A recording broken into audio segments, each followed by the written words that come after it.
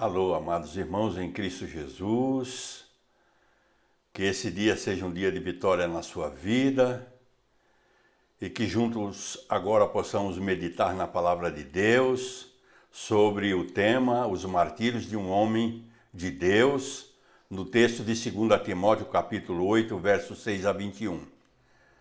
Quando lemos o dicionário, entendemos o significado de martírio, que significa tormento e ou morte infligida a alguém em consequência de sua adesão a uma causa, a uma fé religiosa, especialmente a fé cristã.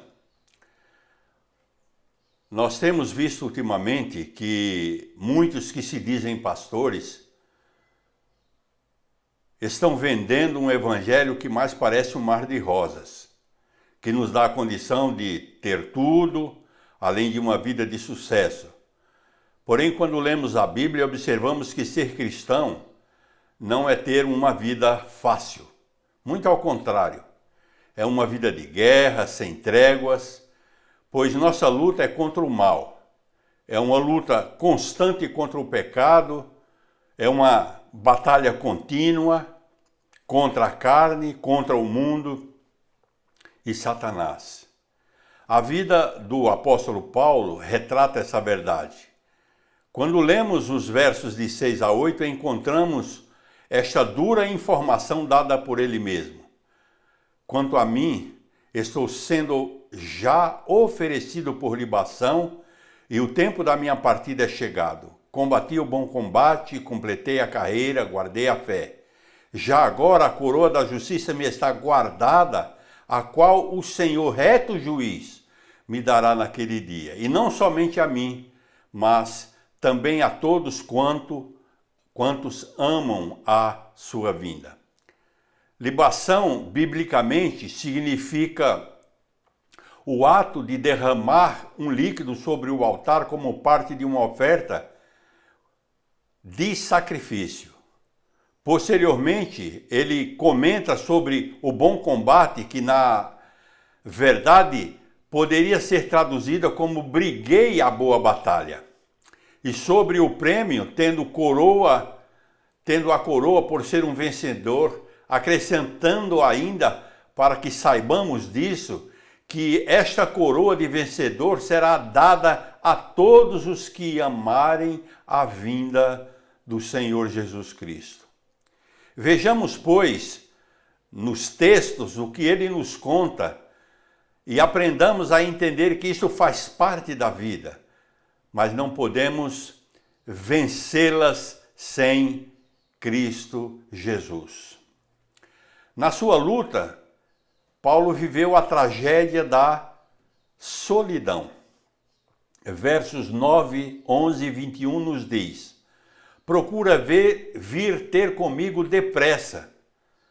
Somente Lucas está comigo. Toma contigo Marcos e traze-o, pois me é útil para o ministério.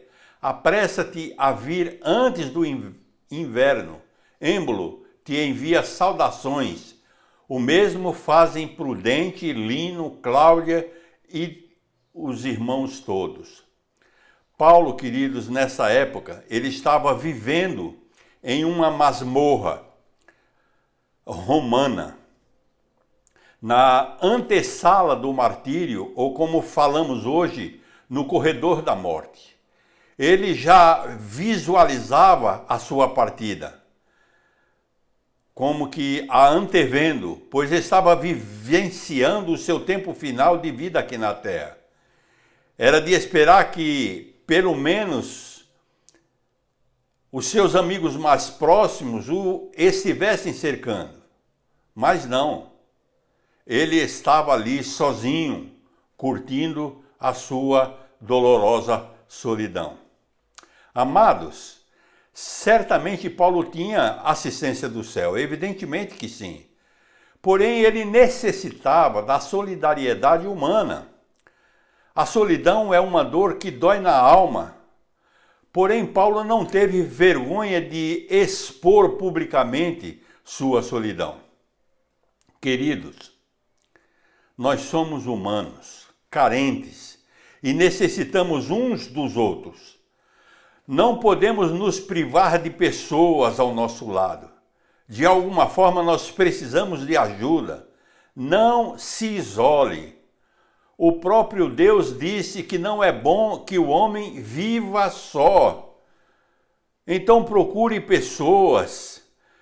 Talvez não porque você tenha a necessidade de tê-las para elas resolverem o seu problema, mas também para ajudá-las. Não fique na solidão como Paulo estava. Não deixe ninguém na solidão. Ame aos seus irmãos, ame a sua família, ame a sua igreja, ame aqueles que estão próximos de você, porque certamente você já ama a Deus. Na sua luta, Paulo também viveu a tragédia do abandono. Verso 10 diz: porque Demas, tendo amado o presente século, me abandonou, e se foi para Tessalônica, Crescente foi para a Galácia, Tito para a Dalmácia. Apesar de ter mencionado Demas como seu cooperador, Paulo expressa um comentário triste a respeito de quem tinha sido dotado com essa excelente oportunidade de estar junto dele. Aquele que deveria estar a seu lado, se foi, o abandonou. Aquele que o deveria encorajar mediante tanta dificuldade que ele vivenciava, pois certamente sabia que Paulo estava no fim, o abandonou ao martírio que se aproximava. Amando o presente século, afastou-se de Paulo. E eu tenho visto essa situação. Um pastor amigo meu foi abandonado pela própria igreja que fundou, pelos que foram levados a Cristo pelo seu trabalho em favor do reino. Quantos, apesar de viverem na mesma casa, estão abandonados pelos seus entes queridos? Amados irmãos em Cristo Jesus e amigos, não seria triste Deus nos abandonar? Mas olha o que ele falou em Isaías capítulo 49, verso 15. Acaso pode uma mulher esquecer-se do filho que ainda mama, de sorte que não se compadeça do filho do seu ventre? Mas ainda que esta viesse a se esquecer dele, eu, todavia, não me esqueceria de ti. Queridos, nós precisamos ser fiéis com Deus, principalmente porque Ele tem sido conosco sempre. Ele nos amou de tal maneira que deu Jesus por nós. Por isso, como a Bíblia nos ensina que nós devemos amar a Deus sobre todas as coisas e ao próximo como a nós mesmos, não podemos abandonar o nosso próximo. Aqueles que são mais próximos de nós. Não façamos como Demas, sejamos amorosos como nós somos ensinados na palavra de Deus. Terceira luta que Paulo viveu foi a tragédia da traição. Versos 14 e 15 dizem: Alessandro o latoeiro causou-me muitos males, o Senhor lhe dará a paga segundo as suas obras. Tu guarda-te também dele, porque resistiu fortemente às nossas palavras. Paulo aqui está apresentando este indivíduo como um instrumento de Satanás. Paulo foi traído por ele, pois os historiadores afirmam que foi ele quem delatou Paulo, culminando com a sua segunda prisão e com o consequente martírio. Sabemos que não é fácil ser traído. Muitos são aqueles que se aproveitam das pessoas para depois apunhalá-las pelas costas. E Paulo, ele sente por demais dessa tragédia. Porém, em vez de Paulo guardar mágoa no seu coração, ele entrega para Deus sua causa, quando disse: o Senhor lhe dará a paga segundo as suas obras. É o Senhor que deverá fazer o julgamento a respeito disso. Outro fator importante que devemos ressaltar é que Paulo avisou aos demais da atitude dele. Queridos, a Bíblia nos ensina em Jeremias capítulo 17, verso 5. Assim diz o Senhor: maldito o homem que confia no homem e faz da carne o seu braço e aparta o seu coração do Senhor. É certo, é necessário que respeitemos as pessoas, que as valorizemos. Porém, devemos ter em mente que temos de nos resguardar e estarmos preparados para sermos traídos. Jesus o foi, mas em Deus podemos confiar, pois Ele deu Jesus por nós. Então não é de espantar quando alguém nos trair. Devemos estar prontos por isso, mas isso não significa dizer que nós devemos abandonar as pessoas. Paulo também, na sua luta, viveu a tragédia das privações. Verso 13. Quando vieres, traze a capa que deixei em Troade, em casa de Carpo, bem como os livros, especialmente os pergaminhos. Possivelmente era verão quando Paulo estava escrevendo essa epístola. E se sobrevivesse até o inverno, ele necessitaria desta capa. O apóstolo Paulo certamente enfrentou no final da sua vida alguns tipos de privações, tais como emocional. Ele estava só no calabouço. Mental. Estava desprovido de seus livros. E fisicamente, pois precisava da sua capa quando chegasse o inverno, já que sua cela era úmida, escura e insalubre. Paulo é aquele a quem nós consideramos o maior expoente do cristianismo, mas ele estava abandonado, jogado na prisão, sem sequer uma capa para se aquecer. E quantos cristãos estão nos dias de hoje necessitando de alimentação, se sentindo só? Eu dou graças a Deus, eu louvo o nome de Deus, porque alguns dos irmãos da nossa igreja estão preocupados e estão ajudando a outros que estão em necessidade. Amados e queridos irmãos e irmãs em Cristo Jesus, nós necessitamos lembrar dessas condições vividas por muitos e entender que um dia nós poderemos estar nessa mesma circunstância. Que Deus não o permita e nos dê sabedoria e força para sermos fiéis a Ele. Na sua luta, Paulo viveu a tragédia da ingratidão. Verso 16. Na minha primeira defesa ninguém foi ao meu favor, antes todos me abandonaram. Que isto não lhe seja posto em conta. Paulo, ele se sentiu abandonado. E quando uma pessoa está desalentada e alguém lhe faz algo negativo, sem temor de ser repreendido ou censurado por havê-lo feito, tal como fizeram com ele, muito em breve se dará conta de quantos verdadeiros cristãos realmente existem. E infelizmente, nos dias de hoje, não há muitos.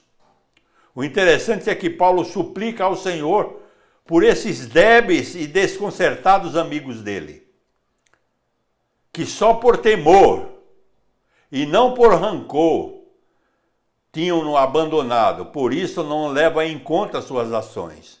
Devemos nos lembrar que muitos cristãos sofriam por serem cristãos.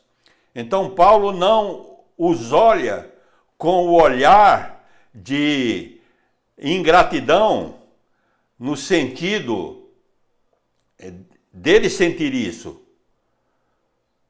Mas realmente foi ingratidão o que eles fizeram com Paulo. Mas Paulo entendia essa situação.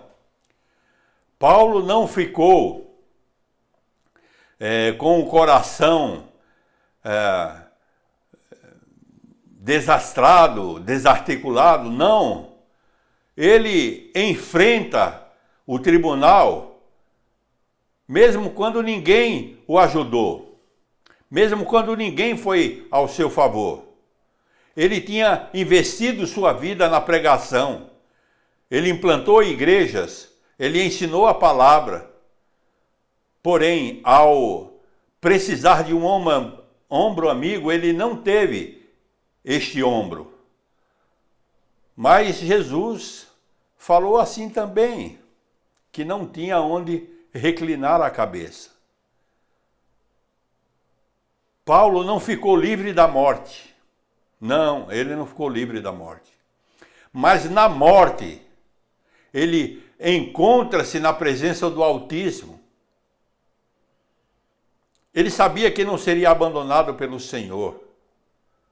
E na morte ele está com o Altíssimo. Queridos irmãos e irmãs, o Senhor sempre será por nós. E Ele sendo por nós, quem nos separará do seu amor? Ou quem será contra nós, quando Deus é por nós? De Deus nós não sofreremos ingratidão, diz a sua palavra. Ela afirma que Ele enxugará todas as nossas lágrimas. E nele teremos a paz que excede todo entendimento. Então, querido, não fique triste com o homem, pois infelizmente o homem, ele comete erros. O homem, na verdade, está sujeito às coisas do mundo, é influenciado pelas coisas do mundo. Muitos cristãos ainda são fracos na fé. Por isso, nós devemos ser fortes, entendendo que em todos os momentos da nossa vida o Senhor está conosco. Eu queria concluir essa mensagem dizendo que Deus deseja nos transformar. E para isso eu vou contar uma pequena historieta que vai definir, vai trazer para você entendimento dessa verdade. Conta-se que um certo homem, ao ver a metamorfose de uma lagarta, quando a borboleta se esforçava para sair do casulo, por um apertado orifício, tentou ajudar. Pegou uma pequena tesoura e abriu o buraco, libertando a futura borboleta. Contudo, notou que suas asas estavam atrofiadas e seu corpo todo murcho. Ele esperou, mas a borboleta continuou a rastejar sem conseguir voar.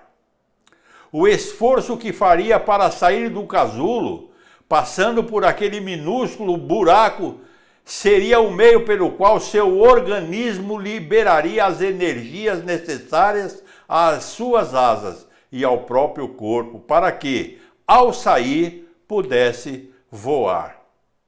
Ele precisava passar por aquele minúsculo caminho para que a transformação da lagarta em borboleta e a consequente libertação do casulo pudesse acontecer. Porém, com a sua interferência, com a interferência do homem, todo esse processo foi inviabilizado. E a borboleta ficou aleijada para sempre, sem jamais poder voar. Quanto a isso, a Bíblia afirma que não veio sobre vós tentação, senão humana. Mas fiel é Deus, que não vos deixará tentar acima do que podeis. Antes, com a tentação, dará também o escape para que a possais suportar. Amados irmãos em Cristo Jesus, o homem sempre vai nos causar problemas. O homem natural, que não tem a Cristo, ele vai ser usado pelo inimigo para nos atrapalhar. Ele vai trazer problema para nós, vai nos causar solidão, vai nos abandonar, vai nos trair, vai nos causar privações, vão ser ingratos, porém, em Cristo seremos e somos mais que vencedores. Oremos. Ó Deus, nós louvamos o teu nome com muita alegria no nosso coração, porém entendermos através da tua palavra que nós sofreremos angústias, tristezas, abandono, traição, necessidade, em função do próprio ser humano, não em função tua, Senhor.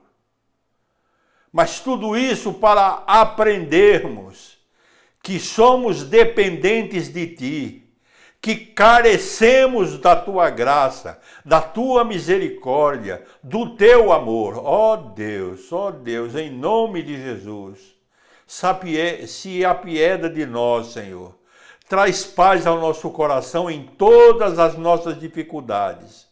Traz fé a cada um de nós, acrescenta fé a cada um de nós, para podermos vivenciar todas essas consequências, Senhor. Mas com a esperança, com a fé, Senhor, que o teu Filho Jesus voltará para nos resgatar e estarmos juntos no paraíso, quando o Senhor limpará todas as nossas lágrimas dos nossos olhos, quando o Senhor será o nosso sol, quando não viveremos mais com receio do abandono, da traição, da fome. Oh Deus, como é bom contarmos contigo. Ajuda-nos nisso, Senhor. Nós precisamos do teu favor para vencermos todas essas dificuldades. Que o teu grande amor, que excede todo o entendimento, que a graça salvadora do teu Filho Jesus e as doces consolações do Espírito Santo sejam sobre nós, o teu povo, hoje e sempre. Amém e amém. Ó, queridos, até uma próxima, mas que nesse período você continue sendo abençoado pelo Senhor, tendo um bom final de semana, até que nos encontremos num domingo através de um outro vídeo. Abraços, que Deus te abençoe.